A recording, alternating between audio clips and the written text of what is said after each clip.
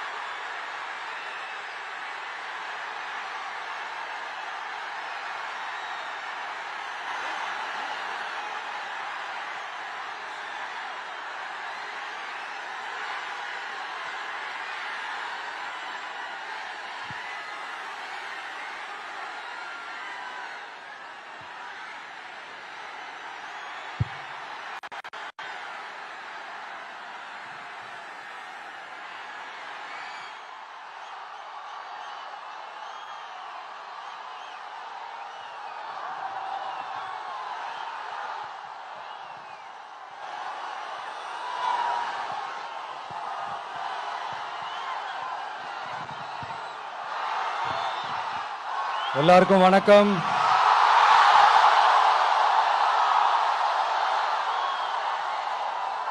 எல்லாரும் எப்படி இருக்கீங்க? சாப்பிட்டீங்களா?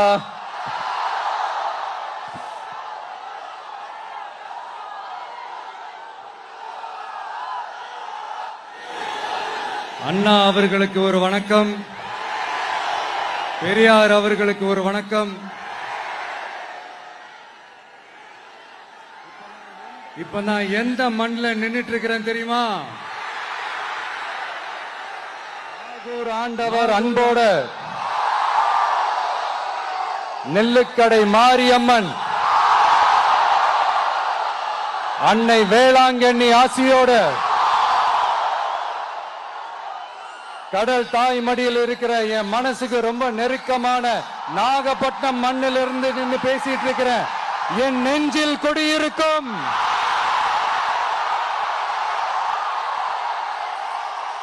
உங்கள் அனைவருக்கும் என்னைக்குமே ஒரு மீனவ நண்பனா இருக்கிற இந்த விஜயோட அன்பு வணக்கங்கள். இந்த கப்பல் இருந்து வந்து இறங்குற இந்த பொருட்களை எல்லாம் விற்கிறதுக்காக அந்த காலத்துல அந்தி கடையெல்லாம் நாகப்பட்டினத்தில் இருக்கும்னு கேள்விப்பட்டிருக்கிறேன். மீன் பிடிக்கிற தொழில், மற்ற தொழில்கள், இந்த விவசாயம், எந்த பக்கம் திரும்பினாலும் எப்படி பார்த்தாலும் உழைக்கிற மக்கள் இருக்கிற ஊர் தான் நம்ம நாகப்பட்டினம் ஊர். மத வேறுபாடே இல்லாத அனைவருக்கும் பிடித்து போன மத சார்பின்மைக்கு எடுத்துக்காட்டாக வாழ்ற உங்கள் அனைவருக்கும் மீண்டும் என்னுடைய சிரம் தாழ்ந்த ஸ்பெஷல் வணக்கங்கள். இந்த தமிழ்நாட்டில் இந்த மீன் ஏற்றுமதியில 2வது இடத்துல இருக்கிறது நம்ம நாகப்பட்டினம் ஹார்பர் தான். ஆனா அங்க நவீன வசதிகளோட இந்த மீன் பதப்படுத்துற இந்த மாடர்ன் தொழிற்சாலைகள்லாம் இல்ல. அது மட்டும் இல்ல, இந்த அடிப்படை வசதிகள் கொண்ட இந்த வீடுகள்லாம் இல்லாம ரொம்ப அதிகமா இந்த குடிசை பகுதிகள் இருக்கிற ஊரும் நம்ம நாகப்பட்டினம் ஊரு தான்.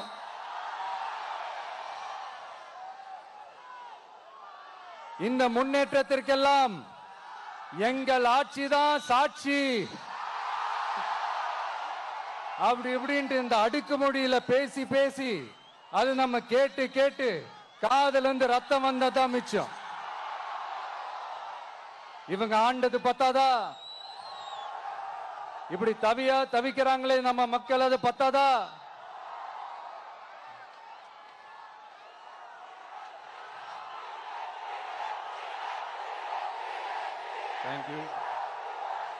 தேங்க்யூ.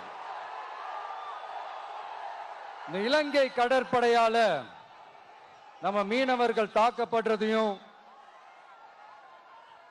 அதுக்கான காரணத்தை பத்தியும் அதுக்கான தீர்வை பத்தியும் நான் மதுரை மாநாட்டிலே நான் பேசியிருந்தேன்.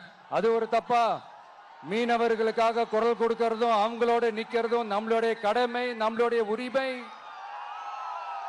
நான் என்ன இன்னைக்கு நேத்தாங்க அவங்களுக்காக குரல் கொடுக்கிறேன். இதே நாகப்பட்டினத்துல 14 வருஷத்துக்கு முன்னாடி 2011ல February 22nd இதே நம்ம மீனவர்கள் தாக்கப்பட்டதை கண்டிச்சு ஒரு பொதுக்கூட்டம் ஒண்ணு நடத்தணும் இல்லையா?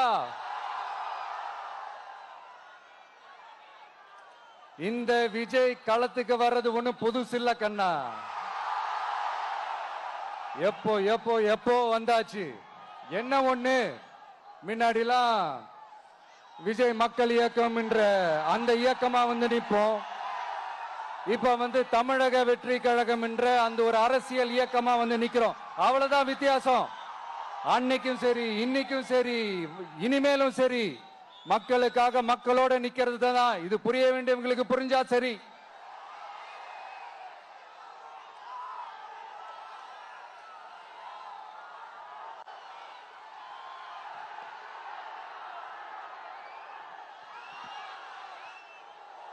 மீனவர்களுக்காக குரல் கொடுக்கிற இதே சமயத்துல நம்ம தொப்புள் கொடி உறவுகளான ஈழத் தமிழர்கள், அவங்க இலங்கையில் இருந்தாலும் உலகத்துல எந்த மூலையில இருந்தாலும்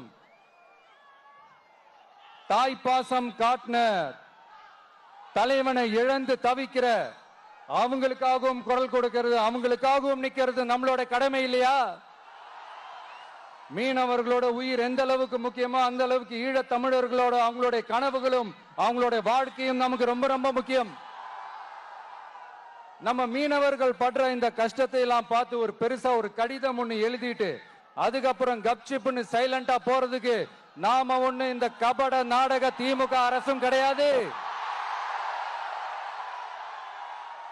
மத்த மீனவர்கள்னா இந்திய மீனவர்கள், நம்ம மீனவர்கள்னா தமிழக மீனவர்கள். இப்படி பிரிச்சு பார்த்து பேசுறதுக்கு நாம ஒண்ணு பாசிச பாஜக அரசும் கிடையாது. நிரந்தரமான தீர்வு, நிரந்தரமான ஒரு இந்த ப்ராப்ளத்தை சால்வ் பண்றதுதான் நம்மளுடைய ஒரு முக்கியமான ஒரு அஜெண்டாவே. சரி, இப்ப நம்ம நாகப்பட்டினம் ஏரியாவுக்கு வருவோம்.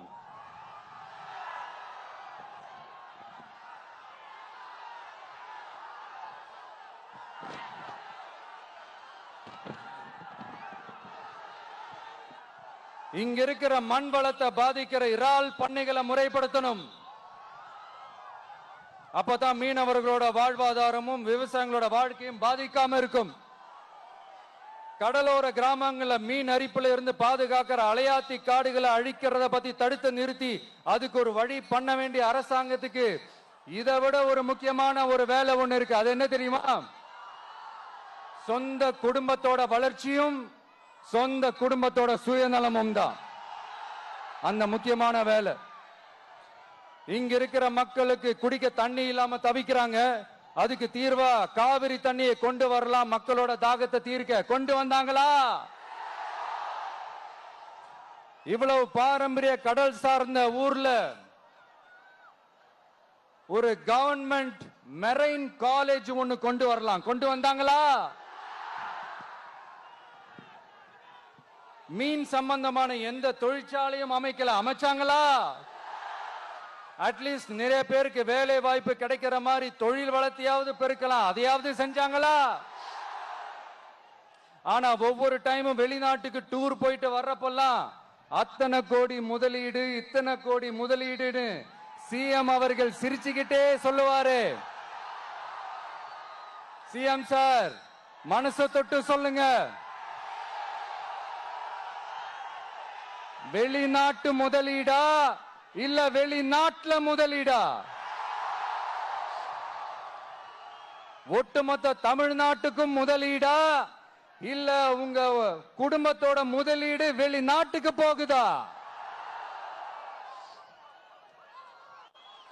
வேளாங்கண்ணி, நாகூர், கோடியக்கரைன்னு இங்க இருக்கிற டூரிஸ்ட் பிளேஸ் எல்லாம் கொஞ்சம் நல்லா டெவலப் பண்ணலாம். பண்ணா என்ன குறைஞ்சா போயிடுவீங்க? வேதாரண்யம் பகுதியில் உப்பு ஏற்றுமதி செய்யறதுக்கு வசதியை செஞ்சு கொடுக்கலாம். செஞ்சாங்களா? நாகூர் ஆண்டவர் அரசு மருத்துவமனையில பிரசவம் பார்க்கிற டாக்டரே இல்லையா? நாகப்பட்டினம் புது பஸ் ஸ்டாண்டையாவது சுத்தமா சுகாதாரமா வச்சுக்கிறாங்களா? நாகப்பட்டினம் ரயில்வே ஸ்டேஷன் வேலைகளை சீக்கிரமா முடிச்சு வைக்கலாம், அதையாவது செஞ்சாங்களா? இங்க ஏற்கனவே இருந்த ஸ்டீல் ரோலிங் மில்லையும் ரயில் பெட்டி தயாரிக்கிற தொழிற்சாலை மூடிட்டாங்க. அத மறுபடியும் திறந்தா நிறைய பேருக்கு வேலை வாய்ப்புகள் கிடைக்கும். ஏன் அதை பத்தி யோசிக்கல? மேலக்கோட்டை வாசல் NH மேம்பாலம் கட்டி 50 வருஷம் ஆச்சு. அது சரியா மேம்படுத்தலாம், அதை செஞ்சாங்களா? Thanjavur to Nagapattinam NH road வேலை பல வருஷமா நடக்குது, இன்னும் முடிச்ச பாடே காணும். அதை வேகப்படுத்தி முடிச்சிருக்கலாம், அதையாவது செஞ்சாங்களா? ரொம்ப முக்கியமா நெல்லு மூட்டையெல்லாம் மழை காலத்துல வெள்ளத்துல நனைஞ்சு நம்ம விவசாயிங்க எவ்வளவு வேதனைப்படுறாங்க. அதுக்கு சரியான ஒரு குடவுன் கட்டி தரலாம், அதையாவது கட்டி தந்தாங்களா? எலெக்ஷனுக்கு முன்னாடி திமுக காரங்க வந்து செய்வோம் செய்வோம் செய்வோம் செய்வோம்னு சொன்னாங்களே, செஞ்சாங்களா?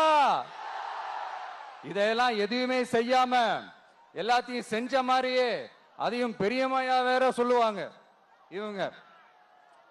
நான் வந்து போன வாரம் திருச்சிக்கும் அரியலூர் மாவட்டத்துக்கும் போய் நம்ம மக்களை சந்திக்க போயிருந்தேன்.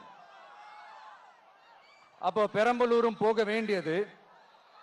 அங்க சில ரூல்ஸ் அண்ட் ரெகுலேஷன்ஸ், ஒரு கட்டத்துக்கு அப்புறம் இந்த பஸ்ஸே மூவ் ஆகல. அதுக்கப்புறம் அதை தாண்டி ஒரு டைமுக்கு மேல பேசுறது, சரி அதெல்லாம் விடுங்க. இந்த நேரத்தில் பெரம்பலூர் பகுதி மக்களுக்கு நான் மன்னிப்பு கேட்டுக்கிறேன். சீக்கிரமாவே உங்களை தேடி நான் வருவேன் ஃபார் ஷுவர். நம்ம வந்து இந்த டூர் பிளான் இந்த ஷெட்யூல் போட்டதுக்கு அப்புறம் அது என்னப்பா சனிக்கிழமை சனிக்கிழமை சனிக்கிழமை அப்படின்னு ஒண்ணு ஸ்டார்ட் ஆச்சு. அது ஒண்ணு இல்ல, உங்க எல்லாரையும் வந்து பார்க்கும்போது உங்களுக்கு எந்த விதமான டிஸ்டர்பன்ஸும் இருந்துடக்கூடாது. முக்கியமா உங்களுடைய வேலைகளுக்கு எந்த விதமான டிஸ்டர்பன்ஸும் இருந்துடக்கூடாது அப்படின்ற ஒரே காரணத்துக்காக தான் இப்படி வீக்கெண்டா பார்த்து இப்படி இந்த பிளானை ஷெட்யூல் பண்ணோம். லீவு நாட்கள்ல ஓய்வு நாட்கள்ல வரணும்ன்றதா அந்த எண்ணமே. அது மட்டும் இல்ல, அரசியல்ல சில பேருக்கு நம்ம ஓய்வும் கொடுக்கணும் இல்லையா? அதனாலதான் இந்த ஓய்வு நாட்களா பார்த்து இப்படி செலக்ட் பண்ணோம். சரி, இப்ப நம்ம மக்களை சந்திக்கிறதுக்கு, நம்ம சொந்தங்களை சந்திக்கிறதுக்கு எத்தனை கட்டுப்பாடுங்க. அந்த இடத்துல பர்மிஷன் இல்ல, இந்த இடத்துல பர்மிஷன் இல்ல. ஆனா அதுக்கான காரணங்கள்லாம் நீங்க கேட்டீங்கன்னா சொத்தையான காரணமா இருக்கும். அங்க பேசக்கூடாது, இங்க பேசக்கூடாது, 5 நிமிஷம் தான் பேசணும், 10 நிமிஷம் தான் பேசணும். நான் பேசுறதே 3 நிமிஷம் தான். அதுலயும் அது பேசக்கூடாது, இதை பேசக்கூடாதுன்னு சொன்னா அப்புறம் நான் எதை தயா பேசுறது? அரியலூர்ல போனப்போ நான் கரெக்டா அந்த ஊருக்கு போறதுக்கு முன்னாடி ஒரு அந்த ஏரியாலேயே அந்த பவர் கட்டு. அப்புறம் நான் திருச்சிக்கு போய் நான் பேச ஆரம்பிச்சதுக்கு அப்புறம் அந்த ஸ்பீக்கருக்கு போற அந்த வயரு கட்டு. இல்ல, நான் தெரியாம தான் கேட்கிறேன் சிஎம் சார். ஃபார் எக்ஸாம்பிள், இப்ப ஒரு RSS தலைவர் இங்க வராருன்னு வச்சுக்கோங்க, இல்ல நம்ம பிரதமர் மோடிஜி அவர்களோ இல்ல உள்துறை அமைச்சரோ இங்க வராருன்னு வச்சுக்கோங்க. இந்த மாதிரி கண்டிஷன்ஸ் எல்லாம் போடுவீங்க? இந்த மாதிரி பவர் கட் பண்ணுவீங்க? இந்த மாதிரி வயர் கட் பண்ணுவீங்க? கொஞ்சம் கட் பண்ணி தான் பாருங்களேன். முடியாதுல, பேஸ்மெண்ட் அதிரும்ல. நீங்க தான் மறைமுக உறவுக்காரர்களாச்சே. இதாவது பரவாயில்லைங்க. இதை தாண்டி ஒரு ரூல் ஒண்ணு போட்டாங்க, பஸ்ஸுக்குள்ளேயே இருக்கணுமா, பஸ் விட்டு வெளியில வரக்கூடாதான், கையை இவ்வளவுதான் தூக்கணுமா, இப்படியே வரணுமா, மக்களை பார்த்து சிரிக்காத, மக்களை பார்த்து கையசைக்காத, இப்படி எல்லாம். ஐயோ ஐயோ ஐயோ, நானும் என்னவோ ஏதோ நினைச்சேங்க. செம்ம காமெடியா இருக்குங்க. I am just enjoying like anything. நேரடியாவே கேட்கிறேன், சிஎம் சார் மிரட்டி பாக்குறீங்களா? அதுக்கு இந்த விஜய் ஆள் இல்ல சார், அதுக்கு நாம ஆள் இல்ல சார். என்ன செஞ்சிருவீங்க? மேக்சிமம் கொள்கைய சும்மா பேருக்கு மட்டும் வச்சுக்கிட்டு குடும்பத்தை வச்சு கொள்ளையடிக்கிற உங்களுக்கே இவ்வளவு இருந்தா, சொந்தமா உழைச்சி சம்பாதிச்ச எனக்கு எவ்வளவு இருக்கும்?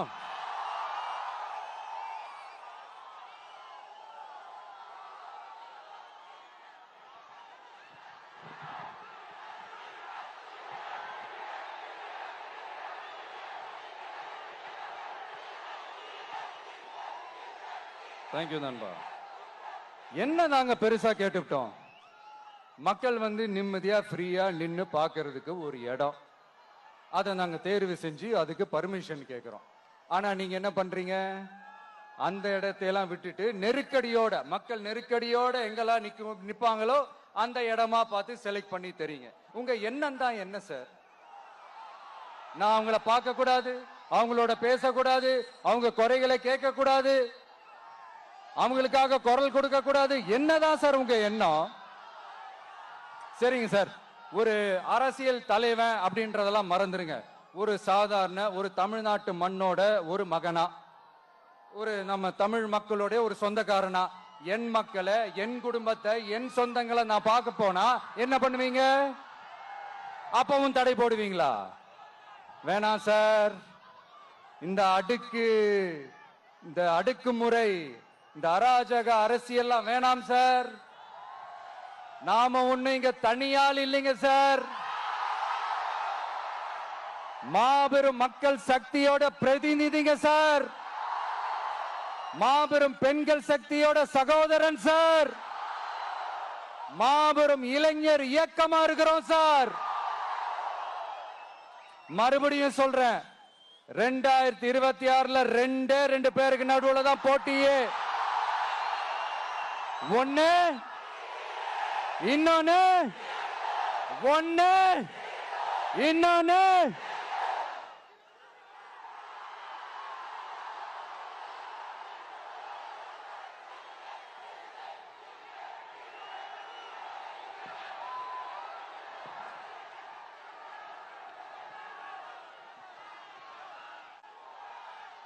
இந்த பூச்சாண்டி வேலையெல்லாம் காட்டுறதை விட்டுட்டு தில்லா கெத்தா நேர்மையா எலெக்ஷனை சந்திக்க வாங்க சார்.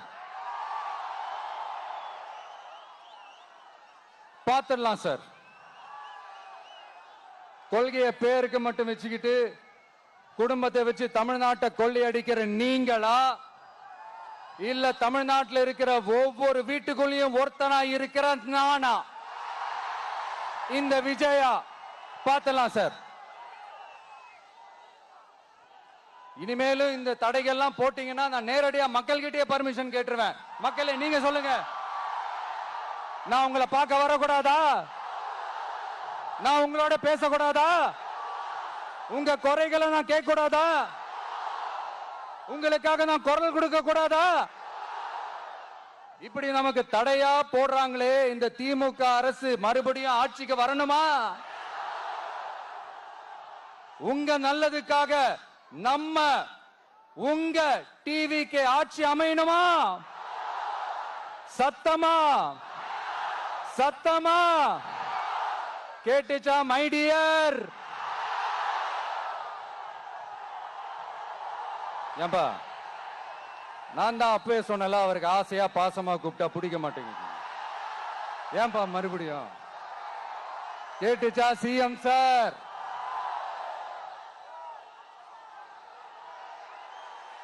இந்த போர் முழக்கம் உங்களை ஒரு நிமிஷம் கூட தூங்க விடாது, துரத்திக்கிட்டே வரும்.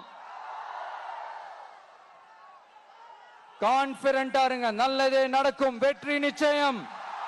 மீண்டும் சந்திக்கும் வரை நன்றி, வணக்கம்.